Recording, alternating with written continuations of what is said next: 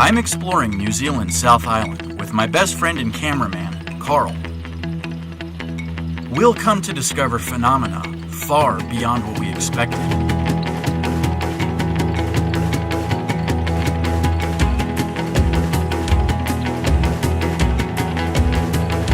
The journey begins on New Zealand's rugged west coast, where churning waves slam into jagged cliffs.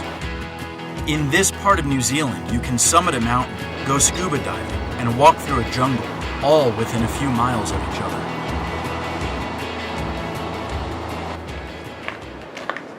We're on New Zealand's southwestern shores, and we're headed to a beach where there's rumored to be a breeding colony of the rarely seen Fiordland crested penguin. Now, between June and December, they come ashore to breed. The rest of the year, they're out at sea, and where they go is a mystery. To reach this penguin beach, I have to trek through several miles of jungle. This lush environment is created by 115 inches of annual rainfall that arose as moisture from the Tasman Sea. When I finally reach the beach, there are none in sight. The Fiordland crested penguin is New Zealand's rarest penguin, and it's a gamble whether any will be here. I try to explore further, but I'm cut off by steep cliffs.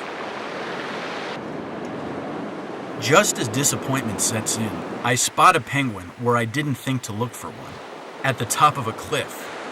Unfortunately, though, that might be the only one that I see.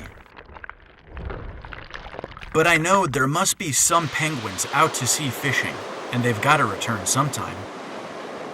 So I hide behind these rocks in hopes of filming some as they come back ashore.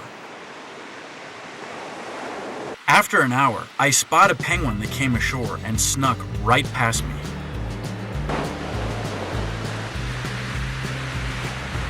He decides to hang out in this crevice instead of climbing back up the cliffs, but why?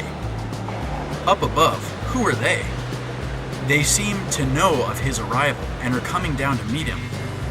By now, chicks are full-sized and about to leave their parents for a solitary life in the open ocean. Then, parents too head back out to sea for 3 months to fatten back up.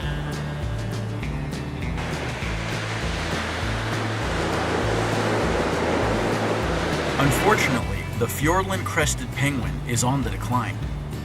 In the 1980s, there were 20,000 breeding pairs in existence. But today, there are only about 2,500. So what's responsible for this decline? As I encountered more New Zealand wildlife, I'd come to learn that there's a common threat affecting most of New Zealand's native species.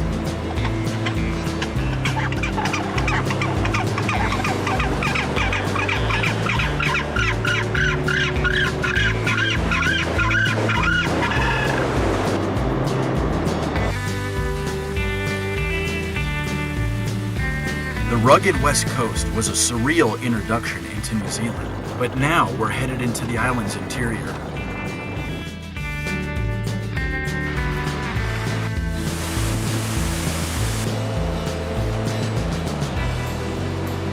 Here, giant waterfalls, glaciers, and one of the biggest mountains that I've seen reign supreme.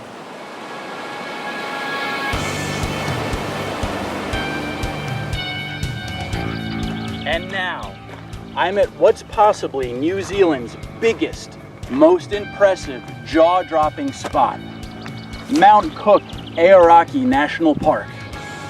Of all the once-in-a-lifetime photos in New Zealand, Mount Cook is what I most wanted to leave New Zealand with as my trophy shot.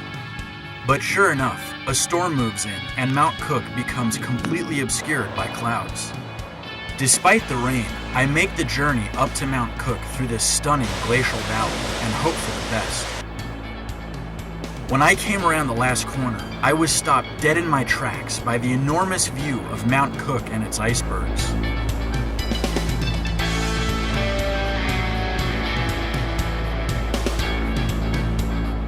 The clouds lifted just long enough for me to take my trophy shot. Icebergs fill this lake as they calve off the face of their parent glacier as it slowly surges down the valley. Many of New Zealand's rivers flow turquoise with dissolved minerals and rock flour, pulverized by glaciers. After photographing Mount Cook at sunset, I now have several miles to hike back by dark. It's a perfectly clear night, which gave me a chance to photograph the Milky Way ablaze. As I continue my journey, I notice that I'm being watched. Reflective eyes stare back at me as I shine my headlamp on the hillsides. It's the reflective membrane in the eyes of mammals. But the weird thing is, New Zealand doesn't have any native land mammals that should be watching me. I spot some eyes just off the trail. It's not a New Zealand animal at all. It's an Australian possum. In the 1850s, settlers introduced the brush-tail possum to New Zealand to establish a fur trade. But New Zealand's ecosystem lacked natural predators to control the possum, and they ran amok. New Zealand once had healthy populations of flightless birds, but they've been pushed to the edge of extinction because of the possum's love of eggs and easy-to-catch meat. With nothing to stop them, the adorable possum spread across New Zealand, creating catastrophe for the native animals in its wake. Unfortunately, the story doesn't end with possums. Rabbits were introduced, which also ran rampant. Then stoats were introduced to control rabbits, but they ate up every animal except the rabbits. And then came rats, weasels, goats, hogs, deer, cats, wild pigs, songbirds, elk, moose, and dogs. It's introduced species that threaten the Fiordland crested penguin from before, and most of New Zealand's native animals. But the human threat to New Zealand's wildlife began even before Europeans arrived, when the Maori people came to New Zealand shores. Land mammals never made it to New Zealand, so giant flightless birds like the huge moa evolved into their niches. They were easy prey, and almost 40 species of land birds were hunted to extinction within only 100 years after the Maori's arrival. There was even the world's largest eagle ever that hunted the moa, called Haast's eagle.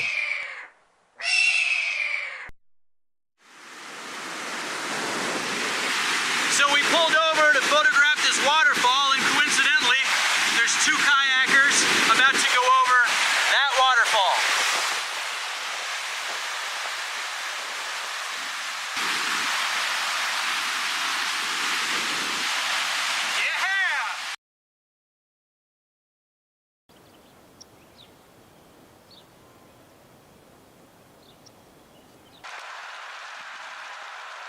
Now we're headed to New Zealand's east coast, where the snow-capped seaward mountains slice into the sea. The story here begins in the forests that skirt the ocean.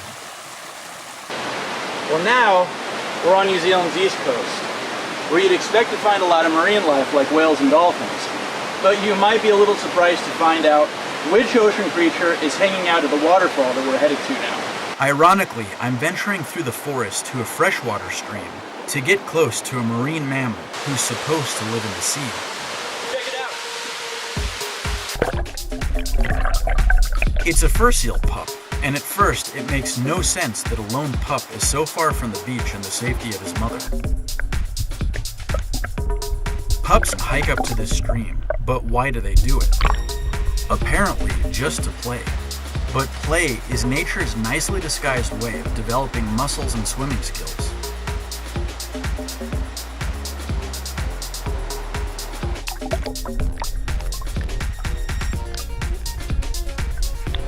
After a few days of play, pups return to their mums on the beach to replenish with milk because there are no fish to catch here. A few weeks ago, there were 200 seal pups in this pool, and this guy is the last straggler at the end of the season. Though adapted for grace and staying warm in cold water, on land, adult fur seals loaf in the sun, digesting their meals.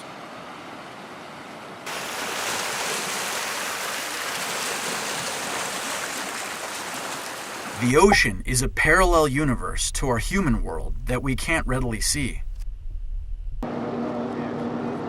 To encounter a marine creature in its true habitat, I'm headed to the open ocean.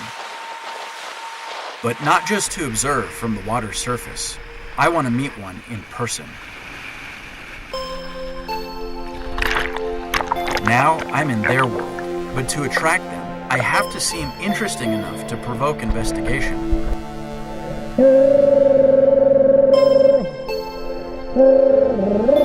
Making funny noises calls them in.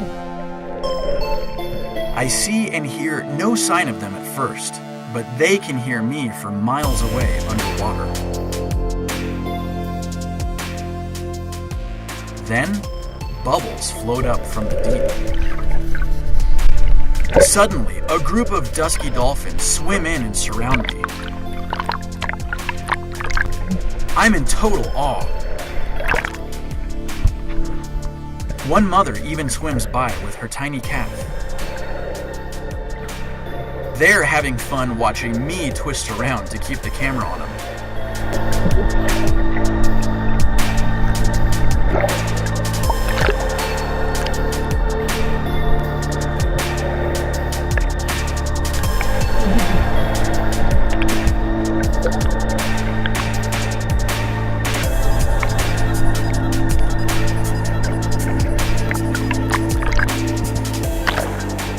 Something amazing is happening above board, too.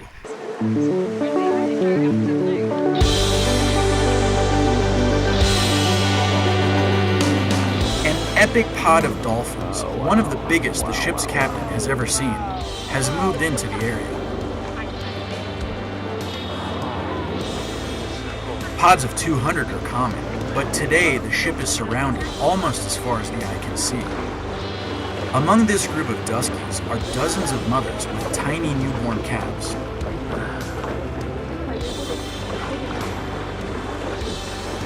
Dusky dolphins are the most acrobatic species and love to bow ride and tumble through the air. They can also solve problems and have intricate relationships with each other. Dolphins even have a complex language that humans are translating. They've even been observed helping beach whales, protecting divers from sharks, and rescuing dogs who've fallen into the water. There are still several human cultures that hunt dolphins. New Zealand's east coast attracts an abundance of sea life because of the Haikurangi Trench, a 12,000-foot abyss where sperm whales dive after giant squid.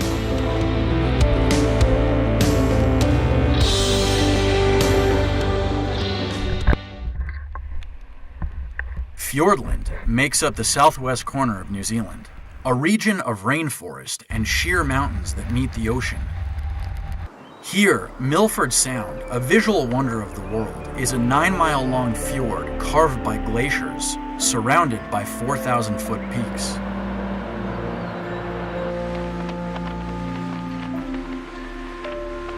So much water flows out of these mountains that a layer of fresh water floats atop salt.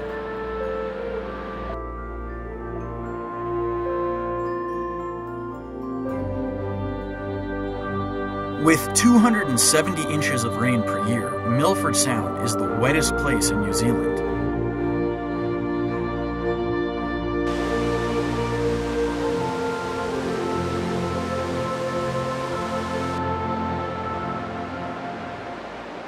Invasive species have spread into Fiordland too, and here Australian possums are trapped to control their numbers. A beautiful, inescapable feature of New Zealand is water. You don't come far without crossing braided rivers and great lakes that fill mountain valleys. It's in one of these lakes that I encountered the most bizarre creature of my expedition to New Zealand.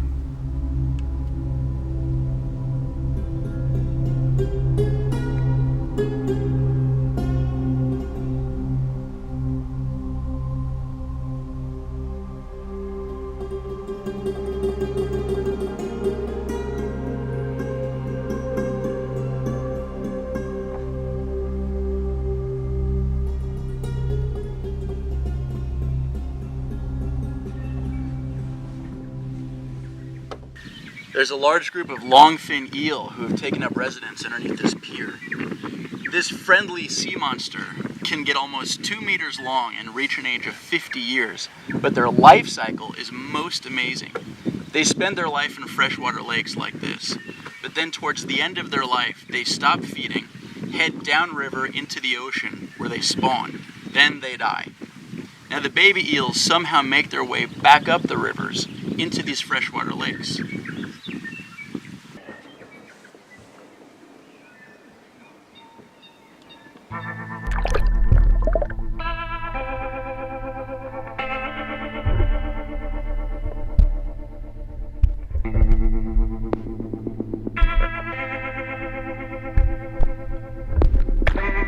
These almost unbelievable and curious water serpents are longfin eels. A swarm has claimed this dock as their home, without a care about humans or anything else. It's uncertain whether they're being inquisitive or just taking a sniff to see if the camera's edible. The truly monstrous eels in this group are females, which can reach 8 feet long. Most of the longfin eel's life cycle is a mystery. They've been recorded to live for over 100 years, and at the end of their lives, they leave fresh water to make one of the most epic wildlife journeys on planet Earth. They swim hundreds of miles downriver to sea, and then another 3,000 miles into the open ocean to reach their spawning grounds. They breed there for their one and only time and then die. A single female lays millions of eggs. Once hatched, tiny larvae drift back to New Zealand shores as plankton. In coastal estuaries, they develop into tiny eels and swim up rivers to the lakes they'll call home. The longfin eel is on the decline because of wetland loss, dams, and overfishing. But through regulated fishing and habitat protection, they have a good chance of recovery.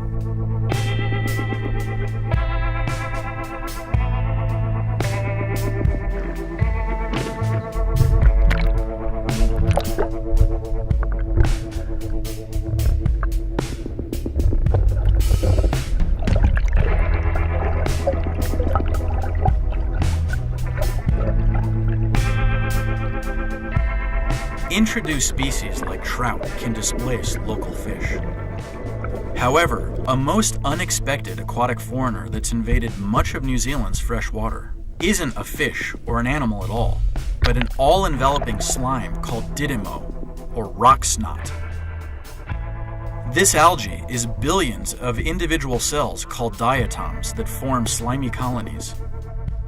Didymo has spread across much of the South Island in only the past decade.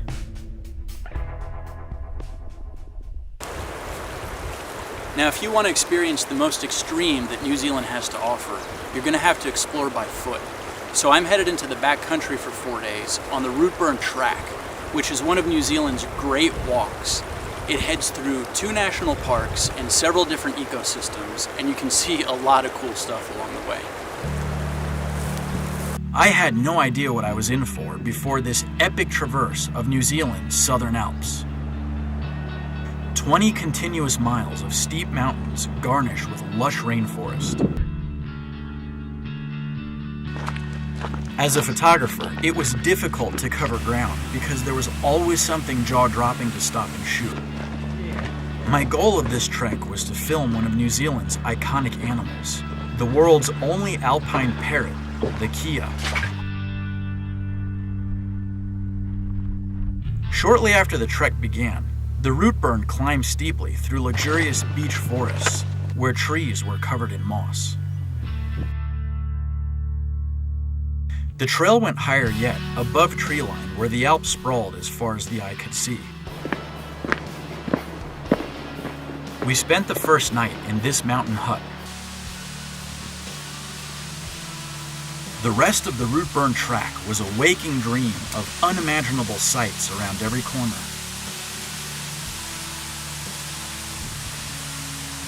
Lake Mackenzie, with its emerald waters and snow-capped mountains, was one of my favorite stops. It turned out to be one of my most prized photos from New Zealand.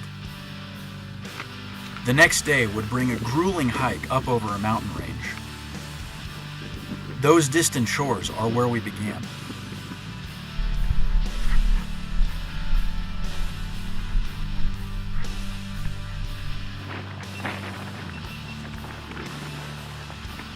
The trail continued for miles along this ridge until finally we reached the top. The view along the welcome descent was epic.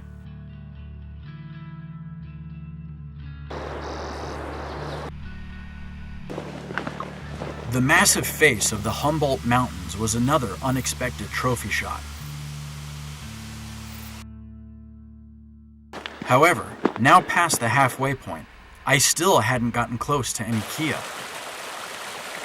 But then on the last morning of the route burn, in the tree above me is a group of Kia, the world's only mountain-dwelling alpine parrot.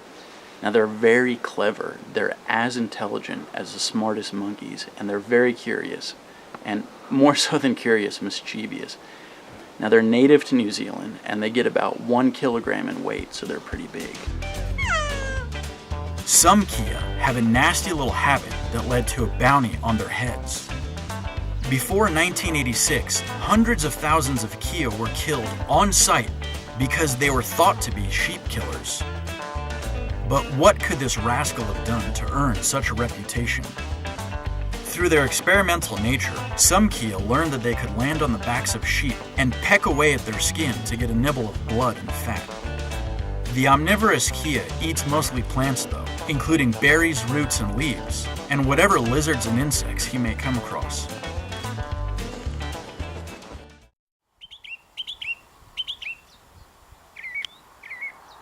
There were places in New Zealand that surpassed the worlds in my dreams, like this turquoise mountain lake and its lupin fields. Despite this pristine appearance, even lupins are part of the invasive species invasion of New Zealand. They're native to North America, but their seeds were spread in New Zealand where they displaced native plants. Perhaps no invasion in history has been this pleasant to look at.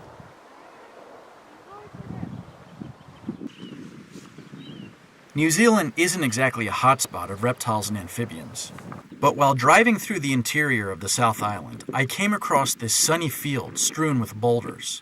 Perfect reptile habitat. I didn't know what to expect, so I just started looking.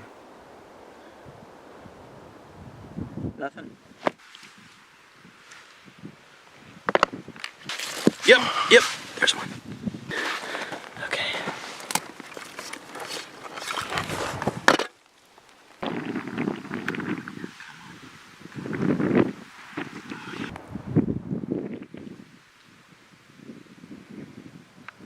I find a Southern Alps gecko.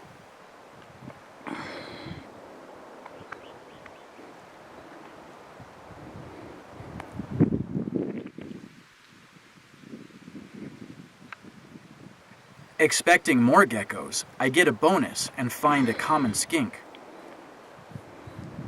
The common skink is found throughout the South Island, and its populations are stable.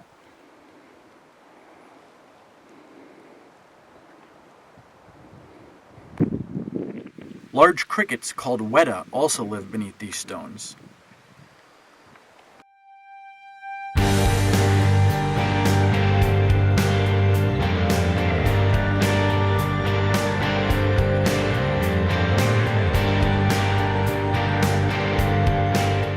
I feel like I only scratched the surface of what New Zealand has to discover, which is why I hope to return again someday.